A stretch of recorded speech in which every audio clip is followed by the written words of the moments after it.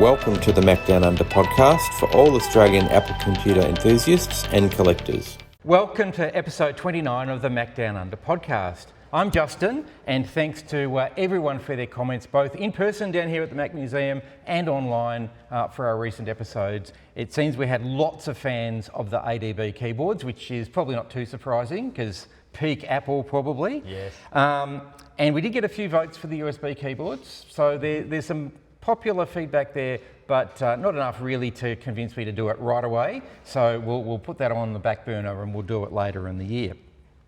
So today we're going to keep going on the iMac stream. So we've covered the G3 iMac late last year, in fact last episode last year. We started this year on the G4 iMac, so today we're going to do the G5 iMac, which was the last of the consumer Power PC computers from Apple. We'll also cover our regular collecting news, coming events, and recent eBay and marketplace finds, which are iMac G5 related. So now to introduce my co-host, Matthew. Matthew, thanks for letting us down in the Mac Museum yet again. It's a bit of a trend this year. What have you been up to since the last episode? Yeah, g'day Justin, g'day viewers. Nice to be back again for another week.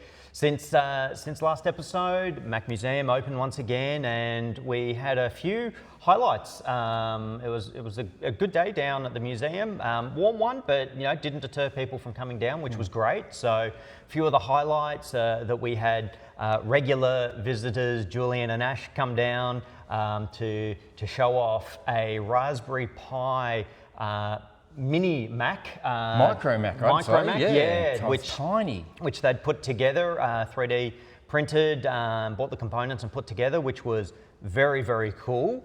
I was also very grateful and fortunate to receive some more gifts from Ash, who has been busy on his 3D printer. This time round, some very cool 3D printed Apple related little shelf bits, which and also very usable little storage containers for storing so a little SDs. Compact Mac to put your SD card Which in. Yeah, that's it. Which is fantastic. And under explicit instructions from Ash, some of these are available for visitors to the Mac Museum to pick up for free when they visit. So little giveaways there. So thank you once again, Ash, for your very generous contribution to Mac Museum down here. And I'll be keeping at least one of each. For me, I can tell you that. But they're available for unlimited numbers for people that visit the museum. And they look fantastic. They do. They are top notch. So yeah, thanks again, Ash. We also had another visitor down, Luke of Gibbertronics, aka Gibbertronics, brought down a clear cased Mac SE30, which was absolutely fantastic to see in person. So not only clear case, but like LED spectacular as well. Yeah, that's exactly it. So some of the the newer produced boards, which have been reloaded, which were fantastic to see and check out. The great work that Luke's done on that. So absolutely, here is a plug to check out Luke's channel. He's Gibbertronics on YouTube, because you can actually see the work that he's put into putting them together, which is fantastic. There was another SE30 he brought down, which is the feature of a recent video with some retro brighting. We were talking about that a couple of weeks ago. It looks so clean. Fantastic. Everybody here was commenting how clean it looks. Yeah, the results are just incredible. So I absolutely recommend you check that out, because for people that like to look at that retro brighting process, it's a great example. So thank you to Luke for coming down as well. It was fantastic to see those in person, and of course have great chats. So a couple of highlights from Mac Museum. I haven't been too busy outside of that, JD, but another really really important contribution on Saturday's Mac Museum opening was from you. Yeah, well, I've had the Pippins in the back of my car for the last few opens, but we've been busy doing other things. Got the opportunity last Saturday to get two of the Pippins out, and you might recall I've talked about trying to network them to play racing days. Yes. Turns out I found online that the instructions from Apple weren't quite correct, and there was a different method to connect. Basically, you use the modem ports, not the Apple Talk printer ports, so that was the trick. Anyway, so we had the two Pippins set up. thanks for loaning some large screens for us. And there were a few people that did the competition, the 2-player racing days. Now, the game's not a 21st century racing game, so you've got to bear that in mind, but it was a bit of fun to have competition on a 1995 product. Absolutely, yeah, no, it was. Having, been someone that grew up in the era of consoles, that era of consoles in the mid-90s, early 90s, mid-90s, late 90s, it was fascinating to see and really, really cool to play around. I have to say, yeah, it was, as you said, not sort of cutting edge in terms of the the quality, but just from an Apple enthusiast perspective, so cool to actually hold the controllers and actually use them. So thanks for bringing those down, JD. No, that's right. And really no cool. great surprise with Matt's history in video gaming in the 90s that he got the highest score, the highest ranking in the field. We won't talk about where that was. Where that was, no. but the highest ranking on the day, which is great. Yeah, no, very cool. All right, well, we better get on to today's episode. So again, you might remember that we kicked off this year talking about the lampshade iMac G4. And you might remember that I mentioned that Steve Jobs tried to convince us in his keynote that your storage media, particularly your CD, optical media and your hard drive, had to be horizontal to work best, despite the fact that they'd already had the cube with a vertical load and the TAM with a side load. Apparently they didn't exist, and you had to have everything horizontal, and hence we had the lampshade iMac G4. Well, Apple must have got over that because in 2004, I should say, they released the all-new iMac G5 in the 17 and 20 inch, and lo and behold, you've now got a vertical mounted CD-ROM and a hard drive. And the form factor, really familiar because it really hasn't left. It's changed to aluminium, it's gone to colours now. Gotten a lot thinner, yes. Oh, a lot thinner. Yeah. But essentially it's still a little bit of a chin and a screen and everything else now connected via wireless technology, Bluetooth or otherwise. So having a bit of a look through the Paris Expo keynote where this was launched. So probably not too surprising that they made a big deal of the iPod, which was white with a screen and a bit of a chin where the dial was. So again, very much like the form factor and the look of the G5 iMac. So they made that big connection. They talked about, it's kind of interesting. So with the G4 iMac, they talked about how the screen floated above your desk, but of course the lampshade bit was firmly seated on the table. In the keynote, they talked about the whole computer floats above your desk. So that was a big thing. But as the title of this episode would suggest, the big feature that they said is it's the world's thinnest desktop computer. Impressive. And it probably was in 2004. We've got thinner and thinner since, and the competition have done similar things. But at the time. And they also made mention, so again, future casting to where we are today with the M series iMacs and everything wireless, they said all you need to do is add an airport card, because it didn't come with one in the first gen. That's it. And use Bluetooth, and all you need is the power connected to the back. Now, we're used to that today, but in 2004, actually that was pretty revolutionary in itself. Yep. I think Bluetooth was optional as well on them as well. Oh, was that right? Yeah, which meant, but that stay tuned, because Apple was going to fix that down the track. Do you want to run us through some of the specs? Yeah, so essentially 3 models were introduced, and as JD, you mentioned, 2 screen sizes, so 17 and 20 inch screen. So we no longer had the 15. 15 was old news by now. So with your digital life well and truly revolving around video editing and photo editing, I guess, the 15 was deemed to be too small, and really, it was probably the case even at the later end of the 15-inch iMac G4. But three models, 2 17-inch versions. We started out with a 1.6 G5 with a combo drive, and a 17-inch with a 1.8 G5 with a super drive integrated.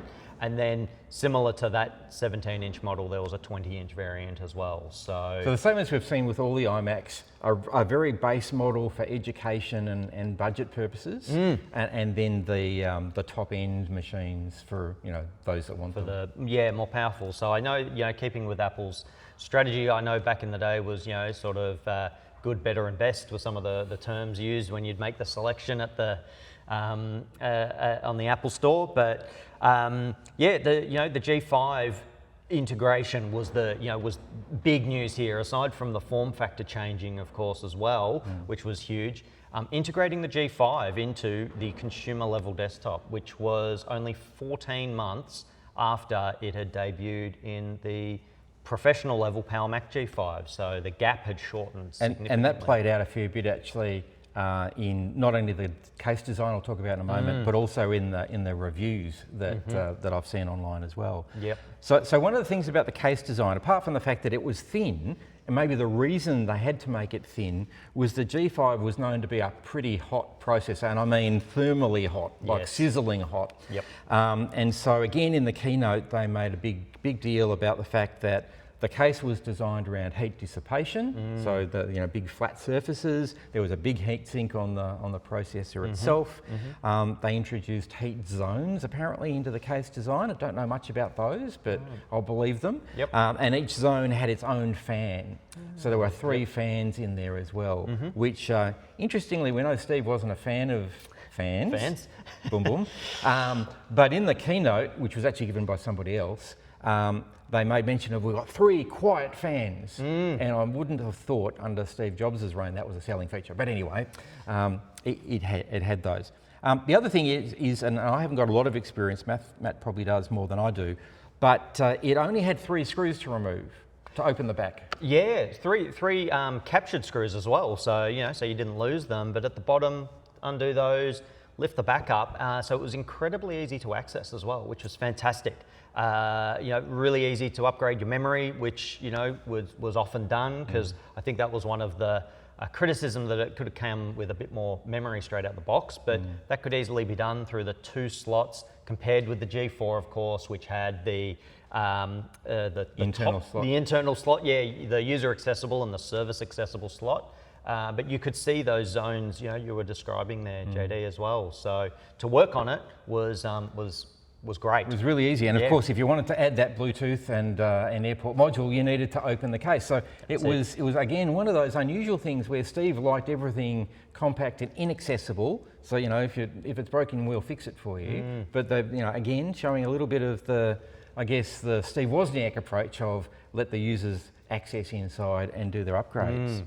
So the reviews were pretty good. They was very well received.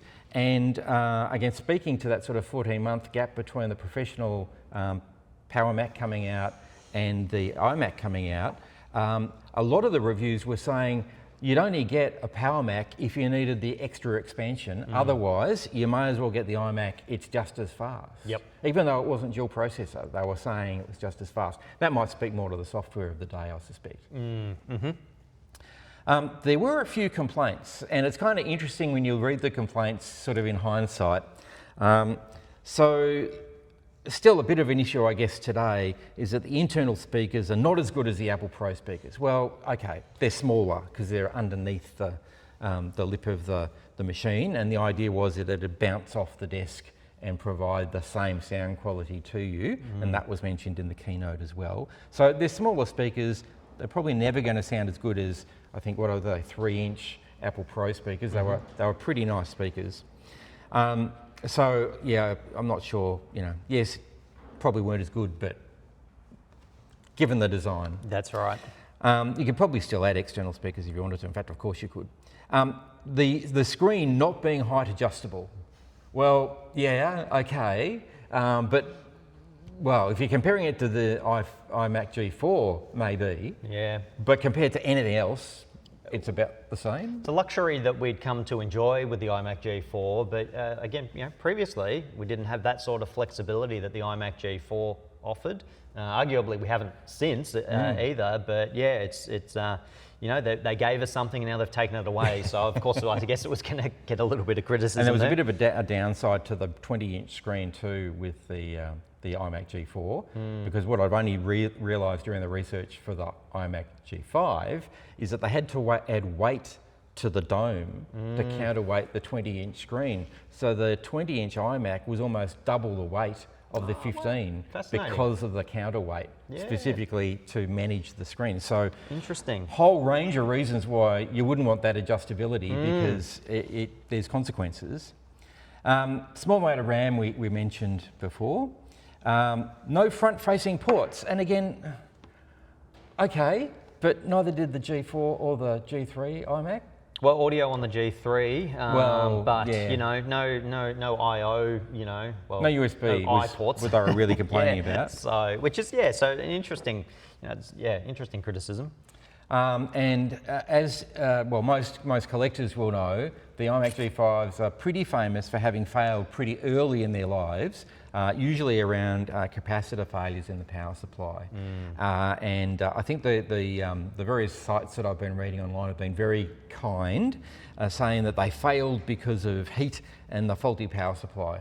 Right. But in fact, capacitor gate was right in that era, wasn't it? Right in that stage, and I've replaced the capacitors on one of the museum iMac G5s here, and it's not fun, I'll tell you that, because you have to pull a lot out and they are difficult to remove just with the heat dissipation, which we're talking about, which is obviously critical, but the heat dissipation means getting those caps off the board can be a bit of a challenge too. Right. I'm not looking forward to it. Okay. I'll actually say it was one of the cap replacements that I did very early in my journey with repair work. So I might revisit it again, and I might be able to give an update on it.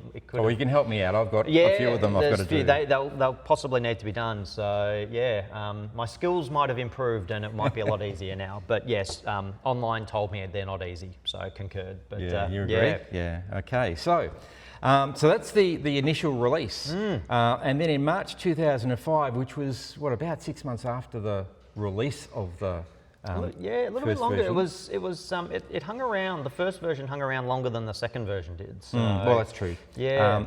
So the second version, which now we refer to as the ambient light sensor or ALS version, looked identical. Yep. But had the ambient light sensor, which I assume meant that you could the screen could automatically adjust to the appropriate lighting in the room. That's it. Had slightly faster processors, so we've gone up to a 1.8 in the base and a 2 gigahertz in the faster machines. More memory, larger hard drives, improved graphics, all the things you'd expect. And I guess the big thing with the storage was the double layer optical drive, capable of burning 8.5 gigabyte DVDs. Yep. Which is all I ever remember burning. But anyway, clearly that was a change. They improved the Ethernet to gigabit Ethernet, and now, as you preluded a moment ago, AirPort and Bluetooth were now standard. So looked the same on the outside, but quite a few improvements under the hood. That's it. Yeah, exactly. You can under the edge, you can see the little ambient light sensor to quickly identify one, which is just a good thing to know. But that integration of Bluetooth and AirPort meant, like we were saying, just power cable, get a wireless keyboard and mouse, and one cable, which very, very cool. So great. Again, in 2005, absolutely very early, and people are still talking to using USB cables and so forth today. Absolutely. So that was the second model, and then later that year, October, so again, only a few months later, as you said, it was revised again. Now, this one's quite different. So the iSight iMac G5, easily identified by the camera, that's a really obvious one, but they're also thinner, and there is a slight difference in the bezel and so forth, but it's really the camera that's the standout change to make it obvious, to collectors at least. Yep. As I mentioned, had a slimmer internally new design, it changed the heat zones around, and so there was a lot of improvements for the heat dissipation of the really hot G5 processor. But as a result of all of that, no longer usable, configurable. You can't open the case easily. So, I mean, you can open it. There's teardowns and instructions on how to do it, but it's no longer just the 3 screws and pop the back off. Not to get to the whole machine. So RAM accessible via the bottom now, but it's again something that we had, and then something that was sort of taken away. But and hasn't returned actually. That's exactly what I was going to say, JD. So it's become the norm. Yeah. So it also shipped with the white remote. Now I didn't think to bring one. We might, if we can find a photo, we'll insert a photo of the white remote. But it allowed you to use Apple's front row media interface. So that whole idea of the digital lifestyle and the Mac being the centerpiece of it all, and allowing you to use front row to choose your media with a remote control at a distance again, no wires. Was a really nice feature. Probably undersold, probably not really spoken about much. But front row was, I think, came out with this version of the iMac G5, which was, you could sort of see Apple starting to dabble with the Apple TV idea, which was, again, we've talked about reference of that in Apple's history. But yeah, I think so as well, Daddy. Like, I can remember selling these machines, and for some people that was a selling point. That was right. But I also think a little underappreciated because it was very cool to use. It was, and we're using it every day now on our Apple TVs and phones and so forth. Those ideas are just embedded now. That's it. So faster processors, so the base model was now a 1.9 gigahertz, 17 inch, and the 20 inch was the premium machine with a 2.1 gigahertz. So that's exactly what these two are that are here. Can't be anything else really. Again, more RAM, larger hard drives, better graphics, no surprises there. Super drive, so the DVD burner super drive, as opposed to what we might think a super drive is these days. Became standard across the line, so that's a pretty major milestone. Even the budget machine had a DVD burner in it now.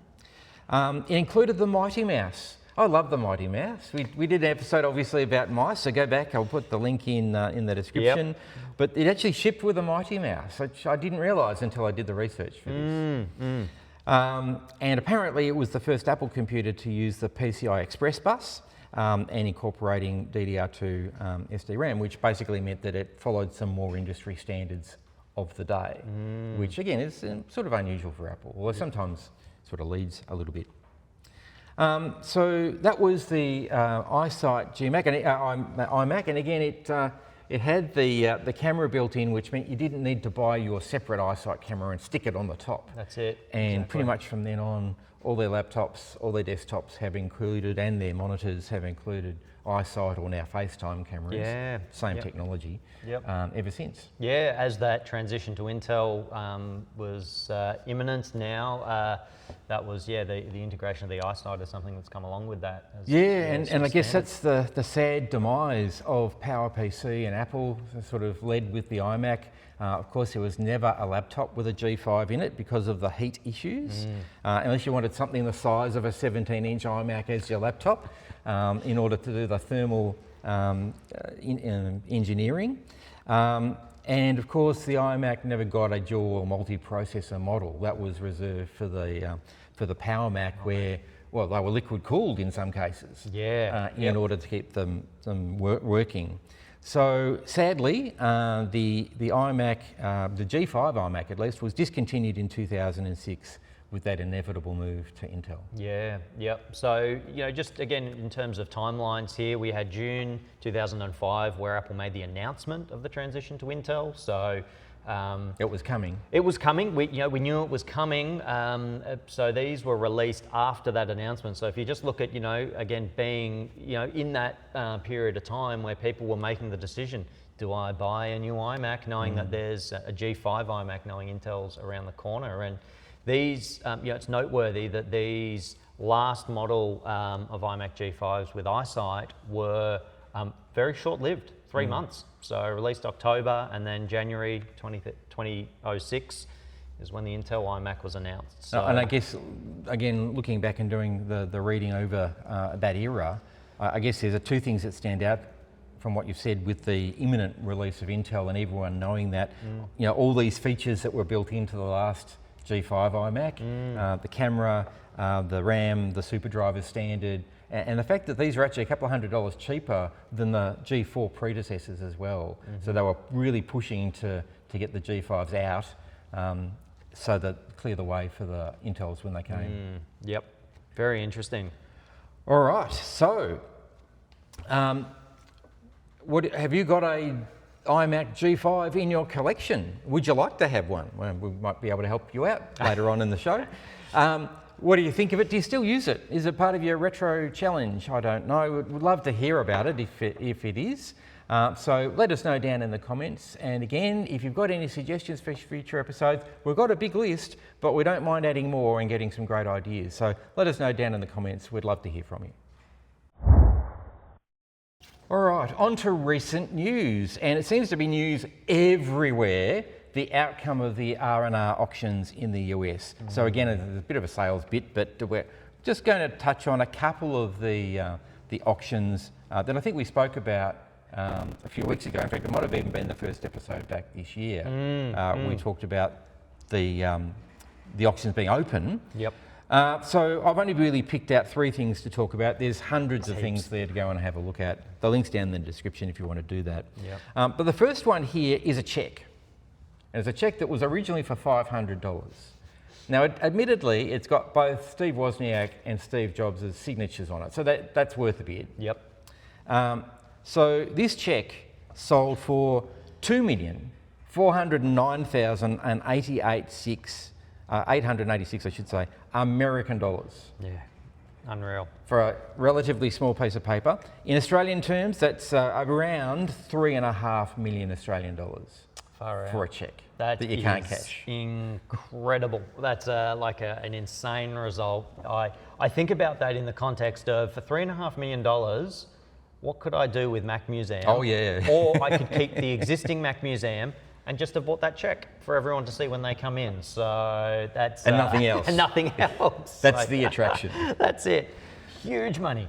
It is deep pockets, and clearly, you know, lovers of Apple history, and presumably probably Steve Jobs and Steve Wozniak. Hopefully both of them, because they're both great. Again, you know, just to state the obvious here as well, to get up to that price, there has to be more than one person that was interested. So.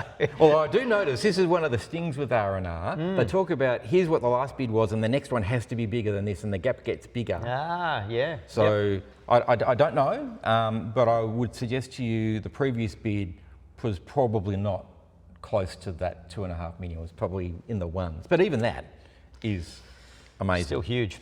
All right, second one that we did talk about actually at the beginning of the year was the Apple One prototype board. So it sold for $2,750,000 American dollars. So more than the check. So that's good to know. I guess hardware's worth more than a piece of paper. That's good to know. So that's a little over 3.9 million Australian dollars. Unreal. Do you want to have that one in the middle? That would be fantastic. And I suppose the other thing just to mention here is that the check was for payment for the design of the prototype board. Yes. Which then, of course, you know, was what came about there in the next option you just mentioned. Obviously that period of time is worth a lot of money. Yes. And the last one I'll mention, but I actually can't show you because they've taken the auction down altogether, was the Lisa One. Didn't meet reserve. No, that's interesting. We don't know. I don't think we know what the reserve. Yeah, well, I don't know what the reserve was, but the final bid was 33,000 American, which is not that much. No, so I can understand why they may have wanted to give that another crack at some point at that sort of price. So you can't actually access that auction at the moment, as far as I can tell, because I've been trying. Yep. But that's pause for concern. I mean, I'm not collecting for the money. I'm collecting because I like the stuff. So. Admittedly, that does degrade the value of some of the collection I've got, but it doesn't worry me greatly. But it is pause to concern, because if you remember on eBay, there is a Lisa One on eBay. It's been sitting there for, I reckon, the best part of a year for a lot more money than that. So clearly it is not going to sell. No. So yeah, interesting to see what happens Might next. be time to do a deal on that one that's available if you're in the market for a Lisa One. Yeah. So time for coming events. Few things we're not really sure of anymore. So WozFest 43, still no update there, so check the website. Retro Gaming Bendigo. Now, we kind of assumed that this Saturday would be their first meeting back, but that's only a few days away and they haven't updated their website. So I'm not sure that it's on. Check their website. And Technology Markets have been busy already this year, but no new dates at this point. Coming up in March, we've got the Train and Hobby Show at Sandown Racecourse, where you'll be able to see a collection of vintage computers as part of that collection that will be on. So that's Saturday the 14th and Sunday the 15th at Sandown Racecourse, which is in Springvale in Victoria. Check out their website, link down below. I'll be there. JD, you said you might be there. I'll try to get there when I can. I've got other things on the weekend. But, busy weekend, but yeah, Mac Museum will be there displaying some machines along with some others from the vintage computing group, and so lots of vintage tech to see, which will be fantastic. So next up, the Adelaide Retro Computing Group has got their next regular meeting on the 13th of February. It's been confirmed. Check their website, of course, just to make sure that it's still on and hasn't been cancelled, but that'll be on soon. And then last on our list, but not least, largely because it's this weekend and every weekend, yes, the Mac Museum. What's coming up? Yeah, so Mac Museum now open every Saturday for as long as I can sustain that, so which will hopefully be for a little while. But yes, while the sun's out, the days are long and the weather's pleasant, Mac Museum, you can get down here between 10 and 2 every Saturday and check out what's on display. Check the weather and dress appropriately. Yes. But great day out down here. That's it.